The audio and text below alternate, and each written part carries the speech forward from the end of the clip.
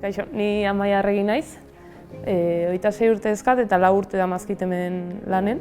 Batzen naiz, hona etorri nintzanen elkarrizketa egitea, laneko oferta horren elkarrizketa hori egitea harritu zian handitasunak. Eta batez ez ezkan instalazioak, bi tailerrak eta bertan zezkan rekursok eta makinak eta materialak bai harritu zian zentro teknologiko bateako beharrezko dira, baina ez dira beti aurkitzen olako rekursok eta horrek asko harritu zian. Eta geho behin ja lanen hasi nintzanen, bai harritu zian ze aniztasun zeon perfiletan. Netzako tesile egitea bai izan da pauso gradual bat eta nolabait esateko naturala. Hori, hasi nintzen gradua amaitu berritan, ondoren masterreko ikasketa konpaginatu nituen bertako lanakin, eta ja azkenen etorri izan aukera hau eta pauso natural bat izan da niretzako egin baten. Bueno, uste tesila hemen itiak gehiena aportatzeitena dela konpaginatu alizatia mundu industriala eta aplikaua ni natorren mundu abstrakto eta zientifiko horrekin, ez?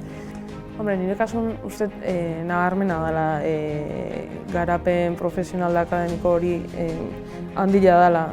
Esan bezala ni hasi nintzen unibertsitatek atera berri, gradua amaitu berri, uztartu nituen masterreko ikasketak bertan ite ditugun proiektu eta lanakin, eta orain tesila itean ikoa, ja zitan nago, zait uste nabarmena dela behintzat garapen profesionala nire kasun.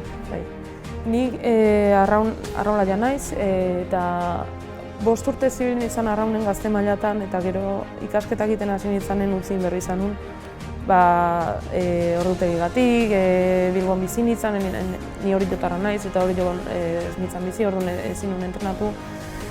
Zentzu hortan zailtasunan ezkan eta behin ja hemen hasi nintzanen lanen egia da laneko ordutegik, sarrera eta ertera flexible dezkau, asteburu libre orokorren, errezagoa dakat zentzu hortan arraunen iteko eta 5 urte zutzita egon ondoren berriro animatu nintzen behin ja hemen lanen hasi nintzanen nire arrauneko karrera hori segitzea, ez? Eta determinantea izan da, idekon lanen hasi izana, bai.